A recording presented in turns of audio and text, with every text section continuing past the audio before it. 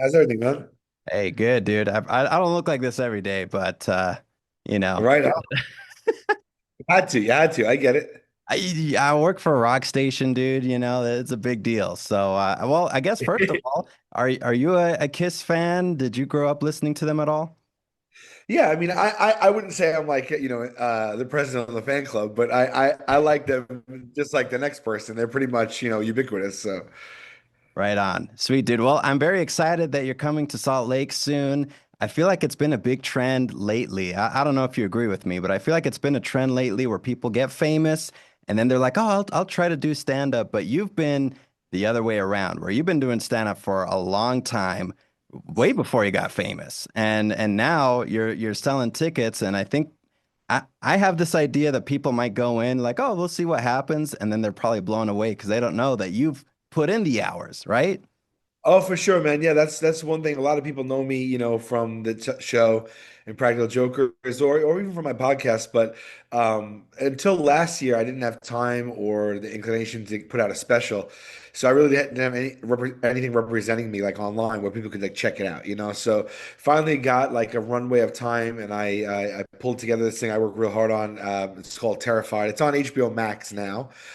We started with YouTube, and it did really well, and HBO Max optioned it. So now something's out there, and it's crazy that like I've been doing comedy for like 20 years, but I'm just still educating people, that I am a comic and stuff. So yeah, but I've been through Salt Lake plenty of times. I've been through. I played Wise Guys, and I also played. I came through with the guys in my tour because we also tour together as well. Right. This is just solo, straight stand up, and I actually don't speak of the show or anything like that. When I tour with the guys, that tour is geared toward those fans and for those fans specifically. But this is just straight stand up comedy. And so, and this tour, if you saw my special, it's a whole new hour. And this one, I never spoke about my family before. I'm very private and stuff, but this one is mostly about my family and my kids and things like that. So it is a definitely, if you've been watching me for a long time, people feel like they know me because I play myself on TV. This is a Yeah. side of me that people have. Yeah. Yeah, dude, that's what I was gonna say is that you might not, think of it as the same as an Impractical Jokers show, but you are yourself on TVs. People do feel like they know you. So if they see just you on stage, it's still cool because they're like, oh yeah, I love Sal, dude. He's the best. So it just works, dude. And I was gonna ask you if it's a brand new hour, so that is fantastic. I really recommend everyone watching this that they check out your special because I saw it when it was on YouTube and it blew me away, dude. And I'm like, yeah, I've heard this guy has like done the hours and stand up. I think he'll be pretty good. And it blew my head out of the water, man. Your storytelling, your flow, it's just, I appreciate it so much. I've tried to do stand up before, I've done open mics and stuff. So I know how hard it is to, Yeah. succeed and not to bomb your face off. So I really appreciated it, dude. It's great, man. You're doing fantastic. Thank you. That means the world. I appreciate anyone who even takes the time to watch it, but thank you so much for the kind words. I worked really hard on it, so I appreciate that. Do you still get like stage fright before you go on or anything like that? Or if you're trying new material, or you're like, oh man, I don't know how this is gonna go. Yeah, I think you never lose that. If you do, there's an issue because you should always be trying. You should be bombing kind of. Bombing is different in this stage of my career than bombing was in the very beginning stages of my career. You know what I mean? Like you do it so long, you should have a sensibility of what may or may not work, and they should be able to roll with that on stage at this point. And then you should also have some backup stuff that's going to kill if something doesn't work right. But I'm fine calling something out if it doesn't, kind of working through it at this point. So. But yeah, it depends. If sometimes I try to bite off more like at you, like sometimes I'll try to get up and just do like 15 brand new straight minutes in a row or something like that. And it's like, it's so it depends. Or if I'm on a show that's like a showcase show here in New York or LA or somewhere, and there's some really heavy hitters on the lineup with me, like you want to come out and do your A material, and just like, keep up with them, but yeah, but for the most part, I mean, it's all I do. So it is like, I do feel oddly comfortable on stage, like sometimes more so than I do in my, my regular life, you know. Yeah, yeah, I guess it's comforting if you've been doing it for as long as you have, right? And it's something about getting up there, when you know you're ready to attack it, that's great because there's nothing better than really like sharing like them with an audience, you know.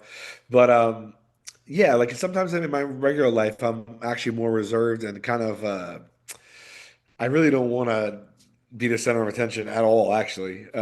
But when I'm on stage, it's just different. Just that's like I feel. It's wild to think about actually to think like I'm on stage sometimes in front of thousands and thousands of people, just me talking. The concept is bonkers. You and a microphone, dude. Like, all right, go entertain Yeah, all these people. yeah. I'll never really wrap my head around that part of stand-up comedy where it's like these people are taking their time and money and everything to come sit in a seat and listen to me for an hour is just wild, actually. And sometimes I'll like smoke a joint or something and think about that and freak myself out. Hopefully I'm not like, right before you go on, dude, and you start having a no, panic never, attack. ever, ever, ever do I smoke. I've only accidentally smoked twice before I go on stage and it was the worst. But no, sometimes I'll just be like, what am I doing? Like I can't hold these people's attention. It's just kind of wild, like the head games. But no, yeah, it becomes comforting to be on stage. Like you just kind of like I miss it when I don't do it.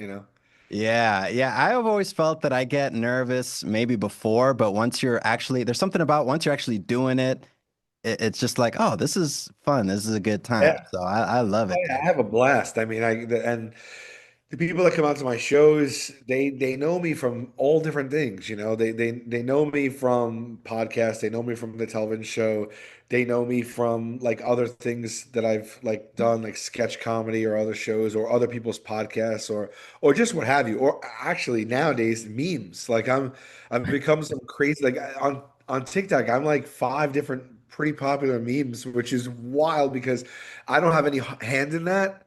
And Yeah, and there's no controlling it at all. But also, it has brought people to my show in droves, and it's just a while like the internet doing its thing, and like new people are finding me through those things. So it's just and then I get every age too because apparently the kids that are coming to see me from the meme stuff, but also like one thing I never really realized, but was that in Practical Jokers, the show I'm on, it's like a lot of like families watch it. It brings a lot of like it's every age, oh and yeah. so like I would see kids coming to like the Joker show from like 5 years old to like 90 years old, but like now those 5 year olds that started watching with their family when the show began are 20. Yeah. They're coming out as 20-year-olds being like, hey, it's my first comedy show. I have my own money now. Like they're coming and then like I have these young kids too in the crowd. So my crowd really spans a lot and that's really cool to look out and just see all different ages and stuff, and for me, I'm not particularly controversial, political. I do escapism kind of stuff. Like I'm relatable. Right. So when you come, I'm trying to bring people together, not divide, not be divisive in any way. It's just not my style, not what I do. So I just find that like when people come to my show, it's like it just feels like a fun, just a real fun hang with everybody. And I feed off the crowd, so I have just as much fun. Love Dude, I love. that's great, dude. You mean a lot to people, and I don't think you even know how much you mean to people because that quality time of being with your family and just laughing together, that does something, man. And I had a friend who had a health scare once, and he was in the hospital and he had to get surgery, and they had Impractical Jokers on the TV in his room, dude. And that was like the one thing that lifted the mood and just made us laugh and have a good time while in those circumstances. So yeah, It's that's why.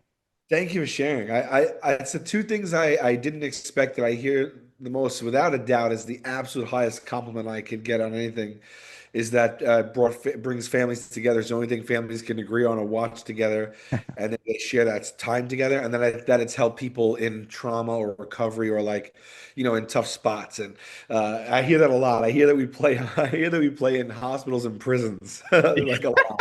Yeah, yeah. So Way to it's move. wild, and it's just like it's so humbling. It's really nice. Awesome, dude. Well, I know I gotta let you go. They said I only have 10 minutes, but I did want to ask you since you've been writing jokes for so many years just on your own, and then you're on the show where you have to write these punishments and these scenarios and stuff for your friends who you know. What do you think is the one bit you're most proud of when it comes to Jokers that you yourself like just had this idea and it worked out beautifully? Oh my goodness. That's a real tough one because right now we're over 300 episodes. We're airing season 12. We've been on there 14 years. And Crazy. yeah, it is really crazy. It's so much to think back on and it's a great question. It's a hard one, and those have gotten harder and harder to answer. I will say that we just finished shooting season 12, and this might not be the greatest of all time, but like, because it's really hard to. But one of the more recent things, obviously the most recent thing I'm really proud of, Yeah. is my last punishment that I shot for season 12 was unfortunately my kind of my own idea against myself. But when so we tried so there's this guy Brian Quinn on my show for those maybe not familiar, and we were gonna put him in a demolition derby and have him have to cancel his cable, and he couldn't like get out until he was done, and like the demolition derby the insurance wouldn't cover it, and so we were trying to think of like I really like the concept of having to like endorse something until you've canceled cable because it's so relatable. So I really don't like haunted houses, like Halloween haunted houses and jump scares. I'm really bad with that stuff. It just gets my God, it just gets under me. Like my adrenaline, I get like the few times I've done these ha haunted houses though, I get like piercing migraines. It just spikes my, you know what I mean? Yeah. And so I was like, hey, what if you put me in one of these haunted houses and I can't leave until I cancel? So they did. They got this place in New Jersey, this warehouse of a place. And this is like one of those real deal places where people come, like the workers come like 2 hours before to get into makeup. And there's like 30 different rooms and stuff. And they put me in there on a headset live. They connected me to the cable provider and they made me cancel my phone, internet, and cable talking to this guy on a headset for while I was in this haunted house. I couldn't leave until I did. It took 42 minutes. And the first thing that happened was the automated thing came on and said they're experiencing longer than normal wait times. Right. And my wait time for a representative was 12 to 17 minutes. So for the first 14 minutes, I was listening to that music, just running around the haunted house screaming.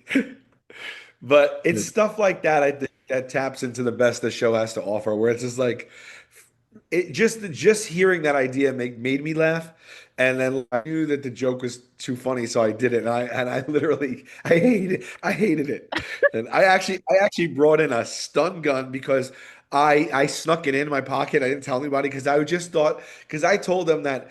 I might need a safe word, like, will you please respect it? Like, if I just feel like I'm gonna have a goddamn heart attack and I need like a minute, will you have these people back off? They said yes, but I know not to believe them after Yeah, this long. that's BS, dude. Yeah, absolutely. Yeah. So I got one of these little stun guns that I have that I bought, and like I said, listen, I know that if I take this out and I'm like, "Brrr," these actors will back away from me no matter what. So at least I could take control into my own hands. So like 30 minutes in, I busted that out, man, and I was just like, I just backed them all up, and like.